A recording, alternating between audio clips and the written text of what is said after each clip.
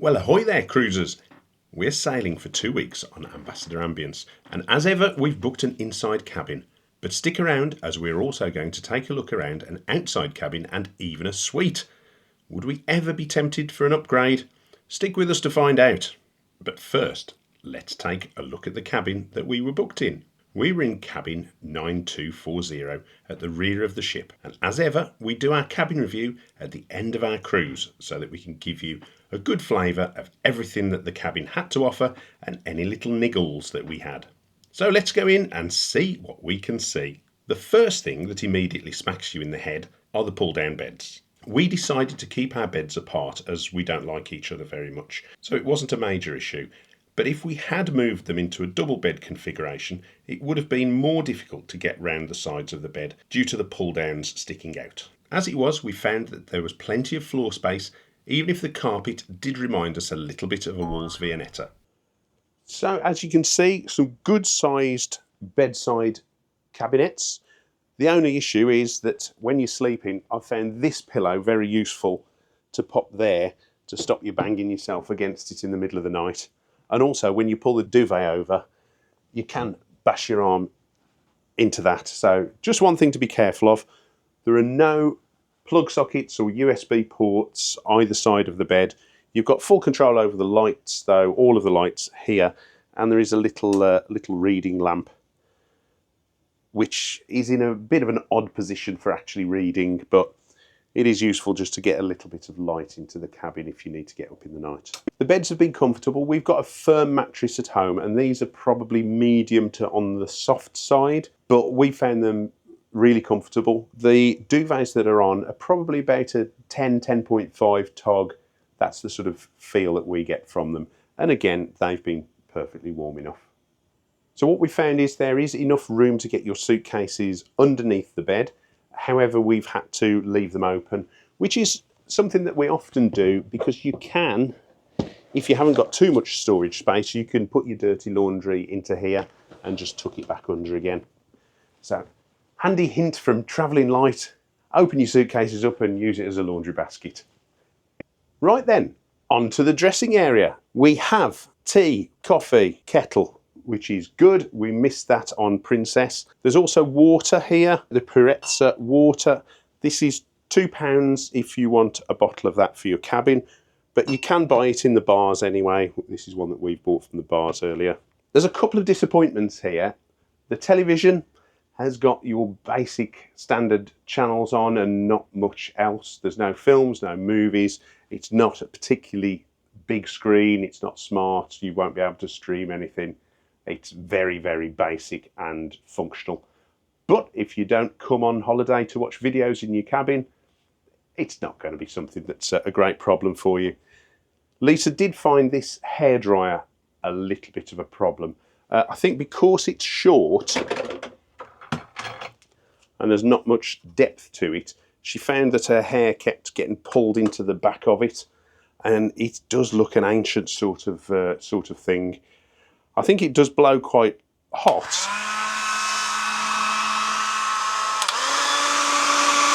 And it's reasonably powerful.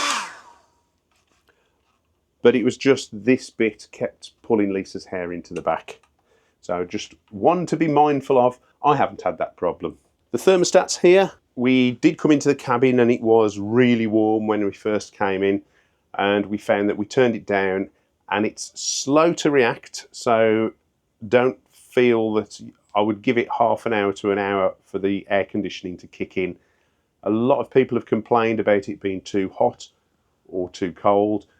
Crank it up, crank it down, give it a little bit of time before you report things to maintenance. And if it doesn't work, maintenance are fantastic. They've been up and down sorting out people's issues that we've seen. They're always out and about. And the service we've had from reception has also been really, really good. You've got your telephone and a nice big mirror to sit at, to do your makeup, your hair, whatever you need to do in an evening. So again, a slight negative, the plug socket situation in the cabins. You have one UK plug socket with a USB port next to it. If you can, get one of those world travel adapters So I think these are an Australian plug socket with the holes that go like that. So we've got one which we're able to use. So just be aware of that, and that'll give you an extra power supply when you're in the cabin. We've got a handy little gadget. We can change the type of adapter that goes onto it, and all our USB power leads come out the back, and that just pops into there. But what's this down here? Hey, hey, hey, it's a fridge. Nice to see. We've also bought the Ferrero Rocher. You know why that is? It's for the ambassador's reception. If you've not seen us before, we are Lisa and Giles, and we release a travel or cruise related video every single week. As per usual, back of the door, important information about where your muster station is if you've forgotten it by the end of your 2-week holiday. Ours is in the Botanical Lounge and Raffles Bar, which is handy because we're often in there. And if you want your room made up, pop that on just so your cabin steward knows that you are out and about and you can have your room made up. Or if you're busy and don't want to be disturbed, just pop that in as well, just like that, or like that, depending on your preference. This here is a fabulous, well, full length and double width mirror. It's wide enough to get all of my belly on, so that's good. What we are really impressed by is the amount of storage space on board. We have got loads of hangers for our clothes, easily enough for 2 weeks. So I've put all my charity shop collection in this side, in these 2 drawers. And if you're looking for your pool towels, because Lisa's so short she couldn't see them and was going around asking everybody where they are and looking up on the pool deck, your pool towels are on the top here, just in case you miss them. So if you are short like Lisa, you won't be able to see them. We've got shoes on the bottom. So round this corner here is where Lisa's hanging space is, and there's as much as I've got, but there's also 1, 2, 3, 4, 5, 6, 7, 8, 9 drawers and the safe in a long unit. And one thing that I really like about this is if you get up in the night, there's a little PIR activated courtesy light at floor level, just so that you don't trip when you're going into the bathroom, and that's been really good. On the last cruise we went on, there was a blinding light that came on. Again, it was useful, but it was a little bit too bright. This is really good if you get up and you don't want to disturb anybody else in the cabin. So the safe that's in the cabin is different to any that I've seen before. It's operated by changing the dials, or setting the dials, on the back of the safe to the number that you want. And then you have to press S, a 6-number code, and then G, and then turn the handle. So it's a little bit more of a faff than a lot of the electronic ones, but it works absolutely fine. So looking at the room service menu, you can have daytime bites and nighttime nibbles. We'll pop them up on the screen for you, but you can have such things as sandwiches. The Ambassador Club sandwich in the daytime, that's $6.95. Caesar salad, $6.95. Nighttime nibbles, if you fancy a vegan chickpea and lentil burger, that's $7.95. Daytime is 11 AM to 11 PM, and nighttime 11 PM till 7 AM. So although people do complain that there's not an evening midnight buffet on Ambassador, you can get food, although they do bring canapes around. But that's something that we've not particularly missed, and we haven't used the room service, but it's there if you want it.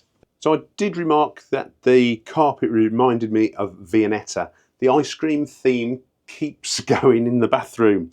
Now this reminds me of being inside a Neapolitan ice cream. You've got your vanilla, you've got your chocolate, and you've got your pink strawberry bowl.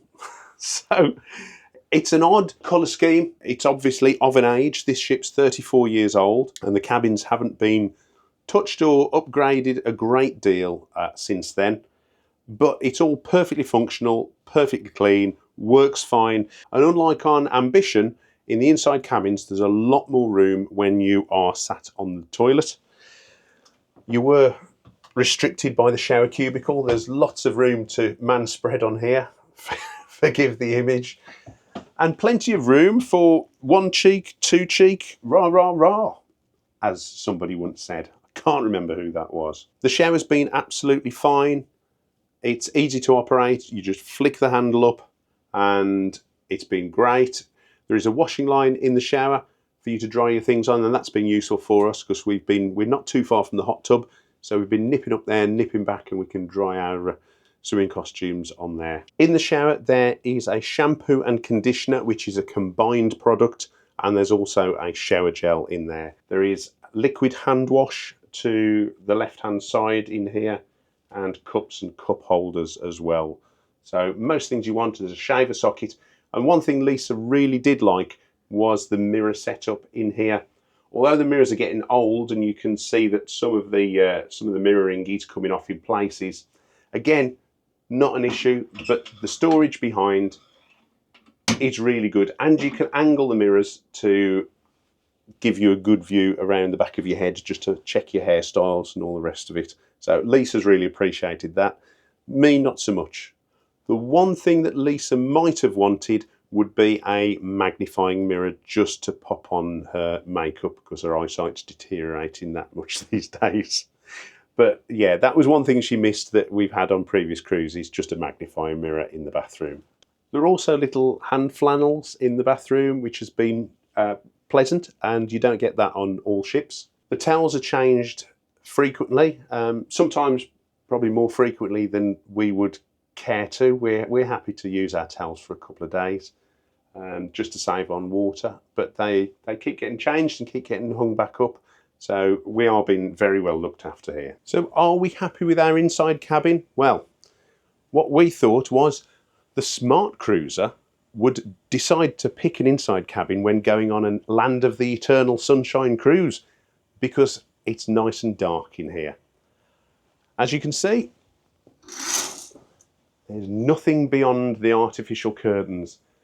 But in an exclusive for Travelling Light, that's not where the fun stops. We are going now to look at a suite and an outside cabin to decide if we are going to pay that little bit more money. Will it tempt us? There's only one way to find out. Come with us and let's check out these different cabins. So Ambassador have kindly agreed to show us a suite that's not been used. So we've come up to see if we'll turn from an inside cabin to suite people. And there is obviously a lot more space, and because there's large windows there, we've got a lot of light coming in as well. Lovely seating area, and the suites have apparently been upgraded, whereas the inside cabins and the cabins down below haven't. And I think it shows. It's a little bit fresher than the inside cabin. The balcony is relatively narrow, but there's enough space there to go and sit outside if you want. I quite like this. Again, lots of room to walk around, plenty of drawer space, as there is in the inside cabin. Again, lots of storage. It's got pretty much the same facilities in terms of the fridge, albeit there are some drinks in the fridge in here, and there is complimentary wine and fruit, and when you come, there is a welcome selection of chocolates as well. The bathroom is relatively spacious. There is just a bath, not a shower, so you will need to step over into the bath if you want to have a shower. But again, it's very nice, marbled all throughout and very pleasant. There are also a few little extras. You get your dressing gowns, you get some slippers, you get some binoculars to use. There's also a world atlas, but it is still the same old hairdryer that we get in our cabin. You might see one of these on Antiques Roadshow one day. So we've just had a chat. Would we upgrade to a suite? And it's very nice, but it would depend on the price. You get a lot of the same facilities, a few little extras and a little bit extra space. It depends on how much we are prepared to put on that value. So again, it's not a necessity for us. It would be determined by the price. But now we're off to look at an outside cabin and the difference with an outside cabin to our inside cabin, and see if we can be persuaded with that. So come on. As you can see, the outside cabin is exactly the same dimensions and setup as the inside cabin. The only difference is that when you open the curtains here, you've got a window and not just a blank wall like we've got a pretend window. And if you like the light, if you like to see out into the sea, this is going to be absolutely the cabin for yourself. Particularly in the cold weather, you might not get the use out of a balcony, so I think an outside ocean view cabin might be a really good option. And again, would we be persuaded from an inside cabin to an outside? Depending on the price and probably depending on where we were going to. I've got to say, probably not for me, just because I don't spend much time in my cabin at all. And I might spend more time in the suite because there's a seating area and it's that much bigger. But this is the same size as an inside cabin. So for me, the window, unless they were very similar prices. I was going to say, here's the deal. It's the same price for an upgrade to an ocean view cabin. Are you upgrading? It does depend where we're sailing to. For example, we are sailing to Norway in June, so there's basically 24 hours of light. So I like being in an inside cabin because it's dark and I can sleep well. I know the curtains look as if there are 2 layers to them, so they may keep out the light to an extent. But for me, I'm just an inside cabin girl. We're going to test the curtains now and see how much light they exclude. Right, so my glamorous assistant is now going to turn out the lights. And as you can see, it excludes a fair bit of light, but there is still some light coming in. So if this is dark enough for you to sleep, that's absolutely fine. If you like it darker than this, you might want to think twice about an ocean view cabin. So thank you for coming on the cabin tours with us. Hope you've enjoyed it and got an idea of what Ambassador Ambience has to offer and which cabin's going to be suitable for you.